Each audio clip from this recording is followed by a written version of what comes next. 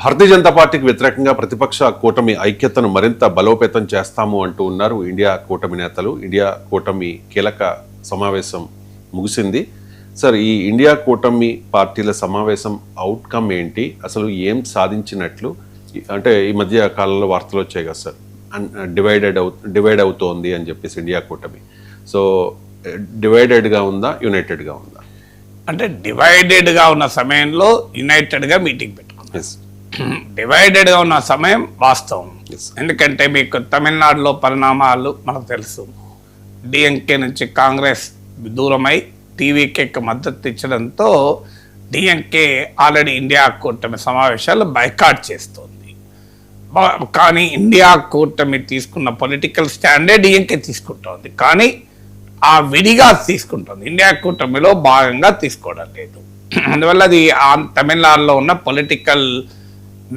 Political సిచ్యువేషన్లో వచ్చిన మార్పు కారణం. ఒకప్పుడు డిఎంకేకు ప్రధాన ప్రత్యర్థి బీజేపీ నాయకత్వంలోని ఏడీఎంకేతో కూడిన ఎన్డీఏ. ఇప్పుడు డిఎంకేకు ప్రధాన ప్రత్యర్థి ఎన్డీఏ కాదు, టీవీకే. సో అందువల్ల మారిన ప్రాంతీయ రాజకీయ పరిస్థితుల వల్ల డిఎంకే మీకు దూరం ఉంది. ఇక మీకు రెండవ పరిణామము ఆమ్ ఆద్మీ పార్టీ. ఆమ్ ఆద్మీ పార్టీకి ఢిల్లీ ఎన్నికలతో స్టార్ట్ అయింది ఇండియా కూటమితో దూరం కావడం. సో ఆమ్ ఆద్మీ పార్టీ ఇప్పటికే తాము ఇండియా కూటమిలో లేమని ప్రకటించింది. ఫిబ్రవరి 2027లో పంజాబ్లో ఎన్నికలు ఉన్నాయి. అక్కడ ఆప్కు ప్రధాన పోటీ కాంగ్రెసే కనుక ఆప్ పంజాబ్ ఎన్నికలు అయ్యేంత వరకు ఇండియా కూటమిలో రాదు. పంజాబ్ ఎన్నికల తర్వాత అనివార్యంగా మళ్ళీ ఇండియా కూటమికి వస్తుంది, రాకుంటే ఇక్కడ పోదు. సో ఇది రెండవ పరిణామం. మూడవ పరిణామం కేరళ ఎన్నికల వల్ల కాంగ్రెస్కు లెఫ్ట్కు మధ్య కూడా దూరం పెరిగింది. అంటే కాంగ్రెస్ పార్టీని లెఫ్ట్ను కాంగ్రెస్, మీ వల్లనే బీజేపీ పెరిగింది, బీజేపీతో మీరు రాజీ పడుతున్నారంటే మీరు రాజీ పడుతున్నారని విమర్శలు చేసుకున్నారు. ఆఖరికి రాహుల్ గాంధీ ఎక్కడి దాకా పోయాడంటే కేరళలో కమ్యూనిస్టులను బీజేపీ బీ టీం అన్నారు. ఇప్పుడు మన ఎలాగైతే బీఆర్ఎస్ అంటారో బీజేపీ బీ టీం అని. కమ్యూనిస్టులు దేశంలో బలంగా ఉన్న చోట బీజేపీ లేదు, కమ్యూనిస్టులు వీక్ అయిన చోటనే బీజేపీ పెరిగింది ఎక్కడైనా మీరు. అదే భారతదేశం మొత్తం మీద చూడండి, కాంగ్రెస్ పార్టీ బీజేపీ పెరిగిందే at the expense of Congress. అంటే కాంగ్రెస్ సమర్థవంతంగా ఎదుర్కోలేకపోవడం వల్ల కాంగ్రెస్ పెరిగింది. కమ్యూనిస్టులు బలంగా ఉన్న కేరళలో ఇప్పటికీ కూడా బీజేపీ ఎదుగుతలేదు కదా.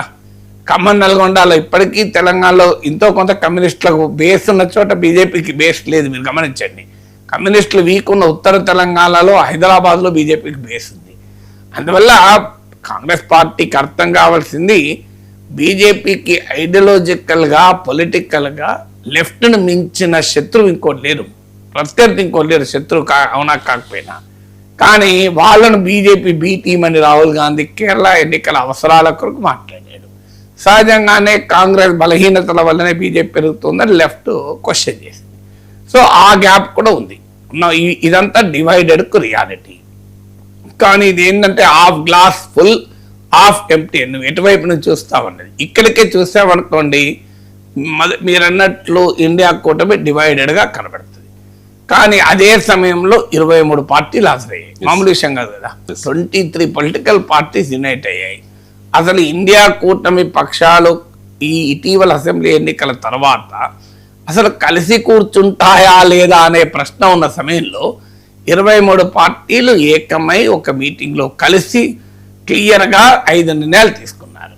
ఒకటి, సార్ ఈ ఎలక్టోరల్ ఫ్రాడ్, ఓట్ చోరీ పైన యునైటెడ్గా చీఫ్ జస్టిస్ ఆఫ్ ఇండియా దగ్గరికి వెళ్ళాలి అని.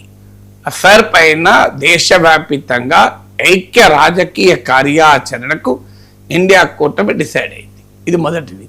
రెండవది, కాక్రోచ్ల ఉద్యమం మొదలుపెట్టిన డిమాండ్ అయిన Dharmendra Pradhan, union education minister, ఈ నీట్, సిబిఎస్ఈ ఈ పరీక్షా పేపర్ల లీక్ల నేపథ్యంలో విద్యామంత్రి రాజీనామా చేయాలని ఇటీవల జంతర్ మంతర్లో కాక్రోచ్ల ఉద్యమం చేసిన డిమాండ్ పైన పోరాడాలి సంయుక్తంగా నిర్ణయించుకున్నారు. అంటే రాజకీయ పార్టీల మధ్య ఐక్యతే కాదు, పౌర ఉద్యమాలతో కూడా అనుసంధానం చేసుకుని ప్రతిపక్షాలు పోరాడాలని నిర్ణయించాయి. మూడవది, రెగ్యులర్గా మీకు సమన్వయం చేసుకోవాలి పార్లమెంట్లో నిర్ణయించారు. 4వది ఎకనామిక్ క్రైసిస్ పైన ఆల్ పార్టీ మీటింగ్ పెట్టాలి. ధరలు పెరుగుతున్నాయి, ఫార్మ్ క్రైసిస్ ఉంది, రైతులకు ధరలు లేవు, ఫెర్టిలైజర్ ప్రైసెస్ పెరుగుతున్నాయి, ఆర్థిక సంక్షోభం, రూపాయి పతనం అవుతోంది, దీనిపైన ఆల్ పార్టీ మీటింగ్ పెట్టాలి అని. అంటే economy is the vulnerable aspect, Achilles heel అని ఇంగ్లీష్లో ఇడియం ఉంది. అంటే బీజేపీకి, మోడీకి అత్యంత బలహీనమైన అంశం ఏదైనా ఉంది అంటే అది ఎకానమీ. సో ఆ అత్యంత బలహీనమైన అంశాన్ని, అంటే బీజేపీ మోడీకి డిఫెండింగ్ కూడా అవకాశం లేని అంశమైన ఎకానమీ పైన సంయుక్తంగా పోరాడాలని నిర్ణయించారు. 5వది ఇండియా కూటమిని మీటింగ్ ప్రతి 2 నెలలకు ఒకసారి పెట్టుకోవాలని నిర్ణయించారు. ఆగస్టు మీటింగ్ హైదరాబాద్లో జరుగుతుంది. సో ఈ 5 కీలక నిర్ణయాలను తీసుకున్నారు.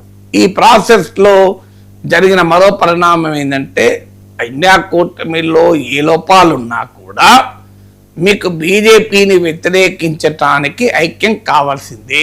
బీజేపీని వ్యతిరేకించే శక్తులు ఐక్యం కాక తప్పవు. తమ మనుగడ కొరకు, తమ అవసరాల కొరకు, భారతదేశ ప్రజాస్వామ్య పరిరక్షణ కొరకు ఐక్యం కావాలి అని ఐక్యతకు ఒక మూల ప్రాతిపదికను కూడా మరోసారి పునరుద్ఘాటించారు. అంటే what binds India bloc parties, India bloc కూటమి పార్టీలను కలిపి ఉంచేటువంటి ఇరుసు ఏమిటి అనే అంశాన్ని కూడా గుర్తించి దాన్ని నొక్కి చెప్పారు.